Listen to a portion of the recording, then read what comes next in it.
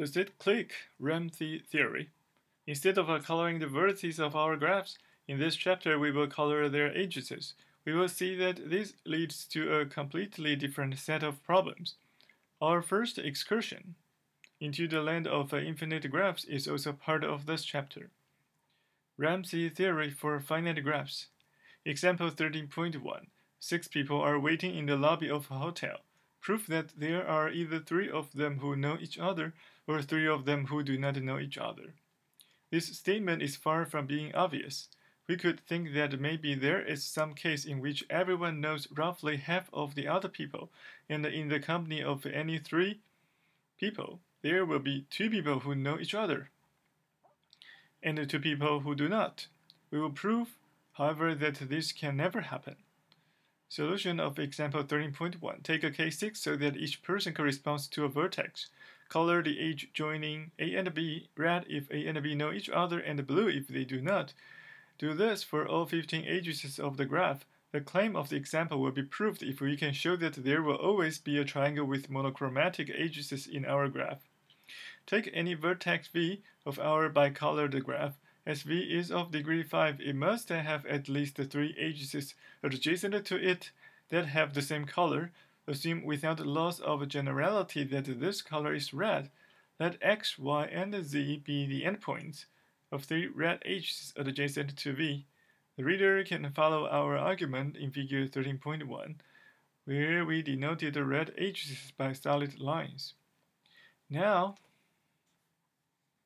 if any edge of the triangle XYZ is red, then that edge and the 2 edges joining the endpoints of the H to V are red. So we have a triangle with 3 red edges. If the triangle XYZ does not have a red edge, then it has 3 blue edges. The colors of the edges of the triangle XYZ are crucial.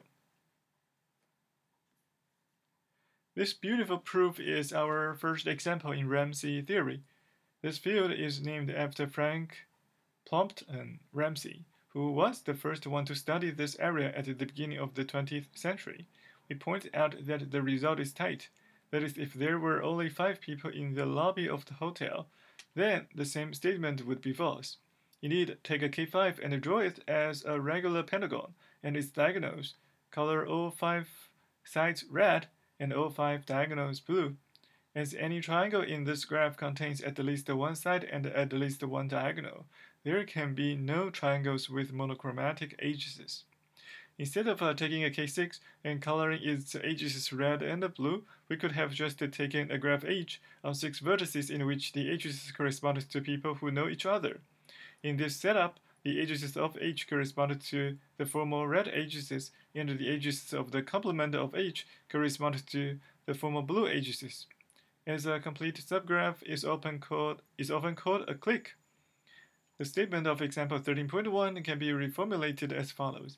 If H is a simple graph on 6 vertices, then at least one of H and the complement of H contains a clique of size 3. The argument used in the proof of example 13.1 strongly depended on the parameter 3, the number of people who wanted to know or not to know each other. What happens if we replace this number 3 by a larger number? Is it true that if there are sufficiently many people in the lobby, there will always be at least a k of them who know each other or k of them who do not know each other? The following theorem answers this question. In fact, a more general one in the affirmative. Theorem 13.2.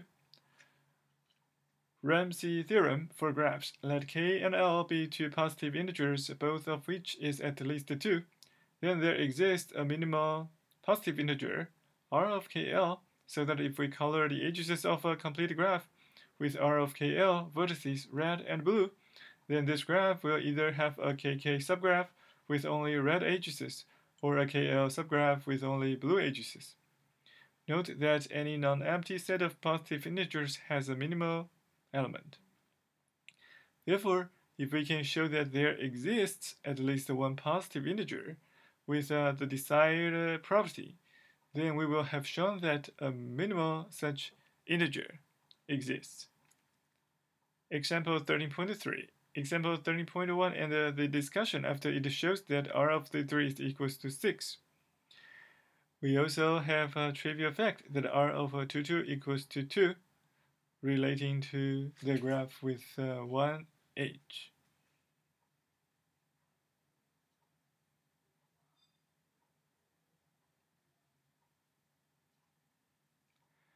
Proof of theorem 13.2. We prove the statement by a new version of a mathematical induction on K and L.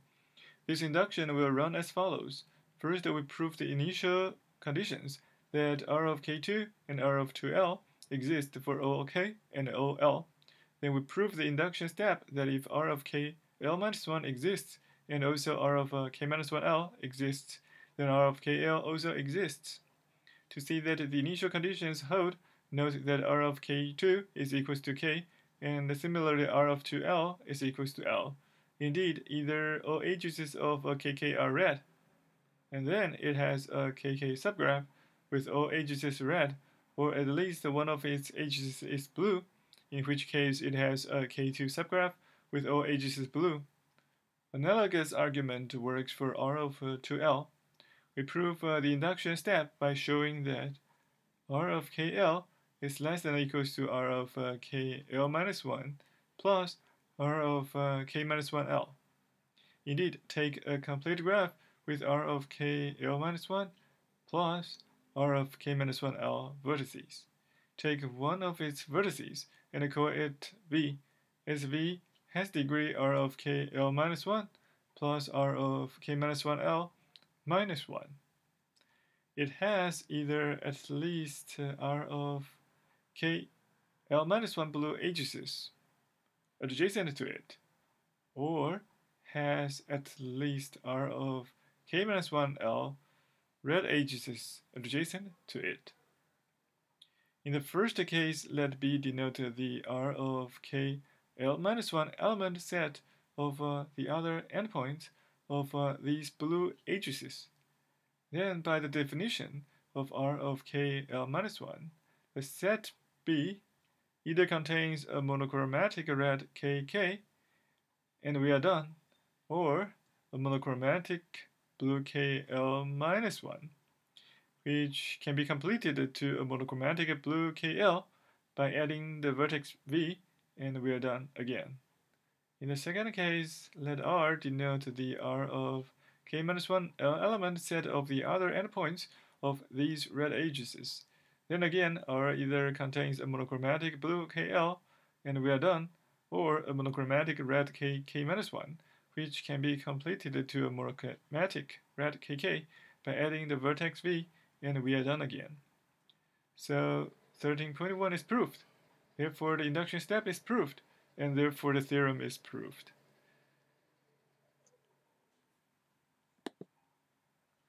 Theorem 13.2 does show that the Ramsey number R of KL always exists, but it does not tell us that its exact value. Let us try to use this theorem to find R of 4,3, the smallest Ramsey number we have not discussed yet. Formula 13.1 yields R of 4,3 is less than or equals to R of 4,2 plus R of 3,3, which is equals to 4 plus 6, which is equals to 10. The following example shows that the upper bound obtained from theorem 13.2 is not tight, even for such small values of K and L. Example 13.4, we have R of 4,3 equals to 9. Solution, as we have just seen, it follows from 13.1 that R of 4,3 is less than or equals to 10. To prove our claim, we have to show two things. That all two colorings of the agencies of K9 will result in either a red K4 or blue K3, and that the same will not hold for K8. 1. To see the first statement, take a K9 with the two colored agencies. We claim that there has to be a vertex V, so that either 1, at least 6 of agencies adjacent to V are red, or 2, at least 4 of the agencies adjacent to V are blue. If neither statement were true, then all vertices of this K9 would have 5 red edges adjacent to them, which is a contradiction, as the sum of the degrees in the subgraph of all red edges must be even, so it cannot be 9 times 5 equals to 45. And if there are 6 red edges adjacent to V, then denoted by A, the 6-element set of their other endpoints. By example 13.1, there is either a red triangle or blue triangle on A. So our K9 either contains a blue triangle or, together with V, a red K4. B. If, on the other hand, there are 4 blue edges adjacent to V, then denoted by B, the 4-element set of their other endpoints. If all edges on B are red, then there is a red K4. If not, then there is a blue edge on B, which will form a blue triangle together with V. So in order to see that R of 43, which is greater than 8, take K8 and label its vertices by the elements of n braces. In clockwise direction, say, let the edge ij with j which is greater than I be blue if j minus I is 1, 4, or 7, in red otherwise. This graph will not contain a blue triangle. Indeed, such a triangle would have to contain a smallest vertex I and 2 of the 3 vertices, I plus 1, I plus 4, I plus 7, but no matter which 2 are choose, there will be a red edge between them. Red edges are present between vertices I and j, so that j is greater than I, and j minus I is 2, 3, 5, or 6. To get a red K4, we would need a smallest vertex I, then 3 of the 4 vertices, I plus 2, I plus 3, I plus 5, and I plus 6. This is impossible, as neither I plus 2 and I plus 3, nor I plus 5 and I plus 6 can be chosen together. This completes the proof that R of 43 is equals to 9. The following example takes the ideas seen above one step further. Example 13.5. We have R of 44 equals to 18. Solution. Formula 13.1 shows that R of 44 is less than or equals to R of 43 plus R of 34, which is equals to 9 plus 9 equals to 18. For an example of a true coloring of K17 without a monochromatic K4, take the quadratic residue graph, that is, label the vertices from 0 to 16, and let I minus j be red if and only if I minus j is a quadratic residue modulo 17. For those not familiar with this notation. This means that if j is greater than I, then the edge ij is red, if and only if j minus I is 1, 2, 4, 8, 9, 13, 15, or 16.